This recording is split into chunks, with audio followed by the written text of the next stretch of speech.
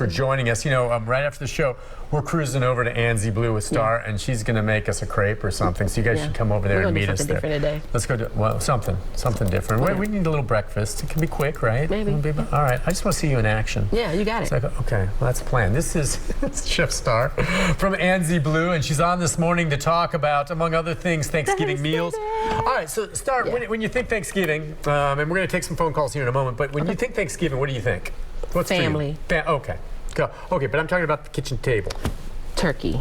Turkey. All right. So, how do you approach your turkey? Are you a briner that bakes it? Do you fry it? What do you do? Do you buy a breast? Do you buy the whole bird? What's your rule of thumb? I saturate it full of fat. Okay. Wow. So, injecting it? Yes, I inject it with lots of butter and herbs and salts, and then I let it sit for about 24 hours. Okay. In the fridge, obviously. You want to make sure it's kept cool.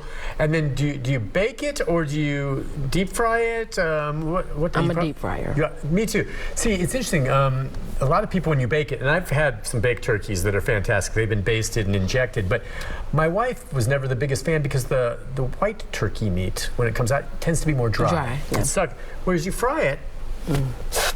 Explain to folks the concept of frying a turkey, because a lot of people, when I first heard it, before I've started trying it, you think, oh, fried, that's going to be greasy. It's like as soon as the bird hits, the oil, which is hot, just sears all the juices in. Doesn't mean, except for the skin, that the bird is saturated in oil, right? Right, exactly. No, it just means that the process of cooking it, right? I like fried turkey because I like crispy skin. Yeah, oh boy. And it gives you the best crisp on the outside. I also like to roast my turkeys. We're going to get to this later, but in my cooking class, if you come, we're talking about you'll find out about all of this. Okay, because I'm not dropping no secrets, Nick. Yeah, but you can roast a turkey and have the breast meat be moist. Yes. There's a trick to that. Now, there's a trick to that. Brining, have you brined birds before? And what does a brine do? I know you think brine, there's salt, there could be herbs and other things. The idea of a brine is what? Well, for me, it's to break down the excess muscles and fat molecules and start to release it into the meat. Okay. All right. And the best brine I ever made in my life was sweet tea. Sweet tea? Sweet tea, bay leaves, lemons, oregano. Really? Now, sweet tea's not acidic or anything like that? And you're talking, what's the tea sweetened with? Are we talking just Lipton regular old tea bag tea? I use regular old Lipton tea bags. I make sweet tea like Grandma would make, a little bit. Sugar. A lot of sugar. If it's Grandma's. A little bit too much sugar. What is it about the South, man? The South, it's like, have a little tea with your sugar. Yeah. It's so sweet. Very. Okay, but so you're putting a lot of sugar in this brine with this turkey. And and a lot of acid with my lemons. And then once it starts to go, the bay leaves, I don't know, it's like a marriage. I don't know what happens. That's great. How long you marinate or brine for? 24 hours? Yeah, 24. Okay. No less than 18. All right, and that makes a big difference. All right, so you bake and fry. Bake, fry. What then? Obviously, if you're frying, especially, you don't stuff the bird. I don't know in general. Do you believe in stuffing a bird even if you're baking it? They say that's not always the best. Have you ever cooked it? You wouldn't have. But I've done it before, and I forgot to pull out the neck and the giblets, and they were still in the bag. Well, how did you make the gravy? What did you make it with? I don't make gravy with giblets. Look, those are See, you know what? No, he's not from the South. Now exactly. Okay, yeah. Do you do that? And it seems like a waste. Now the turkey neck comes out, but then the giblets, the organ meat tastes like liver to me. And I don't like that in the bits of the stuffing or the gravy. See, yeah, but what you don't do is grind them down. That makes the difference. I use that as my thickener. So you do grind them, for the gravy. It's just a thickener. Nobody ever knows. Flour is this thickener. Can't the flour? Yeah, I have to make a roux, make a true gravy, but I make it a little thinner than normal, like with onions and garlic. Nobody ever knows they're in the giblets. No. But I give it to them every year. Okay.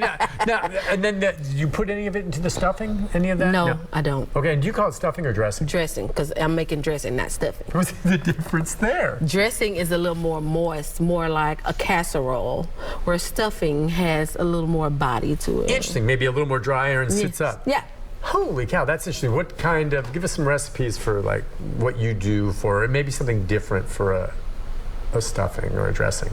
Stuffing. Cornbread or seasoned bread? Yeah, that's all dressing really is seasoned bread. I use onions and bell peppers and celery. Okay. And I, flavor it up Some people like to use sage, whatever seasonings you want to do to be able to make your dressing. And it's basically a lot of like cream of chicken, chicken broth, and then you kind of make it wet. I tell people, if you think about oatmeal, right?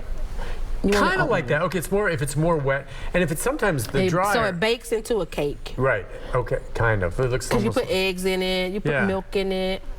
All right, so it bakes into a cake, but then it's not coming out cut like a piece of cornbread. It should be able to be crumbly, right? No, not dressing. Well, I mean, it's still mucky like a ball, but I mean, it doesn't hold the flavor. Dressing, you should be able to cut it into a square. Really? Is that right? Yes, stuffing is what you're referring to. Okay, I guess I'm more of a stuffing Now, my stuffing is a little different. Okay. I love berries. Like what kind of berries do you put in the stuffing? I've done blueberries. I've done, cranberries. So I like that. Okay. Kind of vibe with my stuffing because there's different flavors, right? It's a little sweeter. Yeah, it's a little sweeter, and it leans more towards a heavier herb. Do you put any nuts in your stuffing or dressing? Now, nuts? I don't prefer nuts, but I have put it in stuffing, not dressing. Dressing is very cut for. It's a very southern thing. It's very straightforward. And you pour the gravy over it? Yes, you do. Okay. Or cranberry sauce. Or cranberry sauce. All right. And you make your own cranberry sauce? I do. Now I do. Okay, I'm the kind of guy. I will buy the Ocean Spray. That's my dad. And it's jelly. It's like, there's nothing special about it. I don't like the stuff even with the berries in it, even though I know that's the best way to go with a little orange and stuff. I like the jelly. And I got it, and I'll slice the jelly, and I'll just lay it, and just round. Your dad likes it like that? That's his favorite. I guess because I grew up that way. I make this wonderful cranberry sauce. And he turns his nose up at it. He was like, you got my Ocean Spray? I would have been right there with your dad. I would have tried yours, though. He does try it. You buy the fresh cranberries, and then you boil them down. Or orange peel, orange juice, sugar. Okay. That sounds... Some cinnamon. It's so interesting to me, the meals that we're talking about right now that come at Thanksgiving, why don't we make cranberry sauce year-round? Why don't I fry a turkey in the summer? Right. I mean, seriously, it's hot, but why don't you have turkey meat that way? It's like we do all these wonderful dishes at Thanksgiving, and we never do it the rest of the year, maybe at Christmas.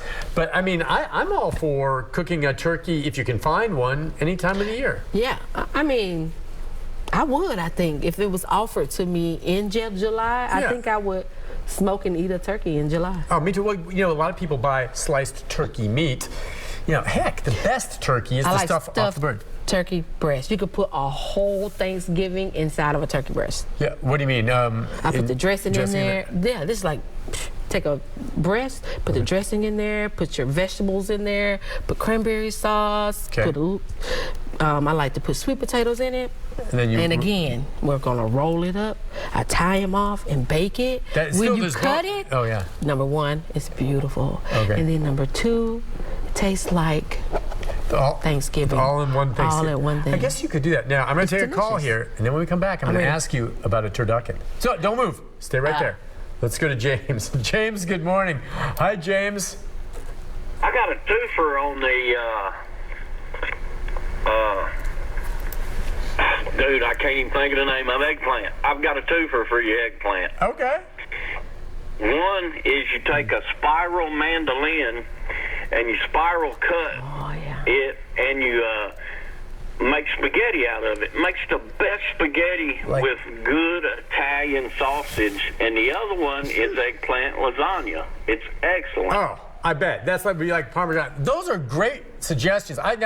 You shook your head when he said the spiral cut. Now, I've seen that there are pasta substitutes made out of vegetables. Yeah. And so do you think the texture, would it hold a strip if you? It does, but see the tendency with that, you have to be very ginger, right? Okay. And it's only like a flash. Okay, just real quick cook. Yeah, it's just a real quick. Yeah, but you boil it like you would regular pasta, right? Yeah, and then I season it. I might just try that, James. Thank you. Yeah. I'm always looking for, especially next year if I plant eggplants. I'd like to get a bunch. You should do it, and then have a purple every time you go outside. I just think they're great to look at. Yeah. All right, so turducken. Yeah, I just thought of turducken because you were talking about stuffing the turkey breast. Now, turducken, I think you're saying, I don't know about that. Okay, now you've heard about a turducken, right? I have heard about it, yes. It's a turkey with a duck and a chicken all inside one and the other. They all have to be deboned. You put them in and you stuff. Is that the idea? Have you ever tried one? I have never tried one. I have never made one. I've never had one. Maybe that should be something I'd try. I have never tried it. Okay, I don't know. That's a Cajun type dish or something like that. It is. But it's like rolling stuff, like you said. When you talk about buying a turkey breast, you don't have to worry about deboning. Do you ever debone an entire chicken, turkey, or anything for any reason? No, I don't. No. Okay, so you cook it with and I believe too. You can buy turkey breast, but is it true that if you have one of those boneless pieces of chicken breast skinned, okay, which is fine, it's good, and you have a chicken breast here with the bone and the skin on it, and you cook both, I just find the meat off the one with the bone tends to be a little moister. Yeah. I don't think it necessarily tastes better. I prefer it with the bone. Yeah. Why? Is that just because the bone provides moisture coming out? It's exactly why. And then it's also cooking the marrow of the bone. Okay. So that it's forcing those flavors into that meat. All right, and the skin, if you left skin on, I guess that sometimes. Oh, that's a whole nother situation. Yeah, but you prefer skin to skinless. Do. Yes, I do. But there's fat in the skin. Why, of course it is. As long as it's crunchy and good. All right, let's get to some other dishes. We're talking about, unless there's something else that we didn't touch on in the turkey. You inject the birds. Is there any unusual kind of marinade or basting that you'll use? I have a friend who uses like a mixture of bourbon, brown sugar, and honey, and they're constantly basting it. Yeah. Well, and then I also like mustard. Okay. Just like a stone ground mustard. Okay, not necessarily one of the French's yellow mustard, but a stone ground mustard with what? Just by itself, you brush it onto the bird? I brush it onto the bird, and I want to give it a good flavor. And if you like a little bit of kick, it provides. Okay. I learned that from somebody else. Because they put, some people who don't do turkey at Thanksgiving will do a ham. Yeah, we do ham too. And a ham mustard seems to be more common on that, right? Don't they do a mustard sometimes on the outside? They do sometimes do a mustard, but I have a tendency to keep my hams on the sweeter side, so I like pineapple and cherries. And cherries. Now, will you use brown sugar? What I do like sometimes is where you get dark brown sugar. Okay, and you get that crust. On top. Now, what's the trick to getting that to stick? Every time I try to do it, it all ends up melted in the bottom of the pan, and it's not on the darn ham. I mean, I put it all in there, and it's all wrapped, and I put it in the oven, and it melts off the ham. Why is it not binding to the size of the ham when I'm cooking? Did you dry the ham before you? What do you mean dry it? I mean, I pat it down maybe, and then I throw the mixture of honey and brown sugar on there. Yes, but see, the process is 15 minutes before the ham is supposed to be actually done. You're supposed to pull that open the ham up, drop a little bit of more brown sugar on the top, and then just let it crust up. Okay, open. Maybe that. Would that be... Instead of if you close it, the water makes it melt. Yeah, okay, that must be it, when it's enclosed in. And then when you open it, that's still on bake, or would you put it under broil briefly to... Broil. Okay, broil. Do not walk away. Walk away. Bingo, that is the most important thing. Do not walk away. And you have two settings usually on your oven for broil. There's low and high, and I don't ever go to high. But if you put something on broil in your oven, I do not walk away. Walk away. 2 minutes, literally. Let the kids do what they're doing for 2 minutes. Yeah, but if you really forget, bad. You're asking for trouble. Yeah, it goes from great to bad really fast. And it burns, Listen, we'll take a break. I love it. We're covering all these interesting tips. We're going to get to side dishes and more with our guest, Chef Star. Stay where you are. We'll get to your phone calls when we come back right after this. Yep.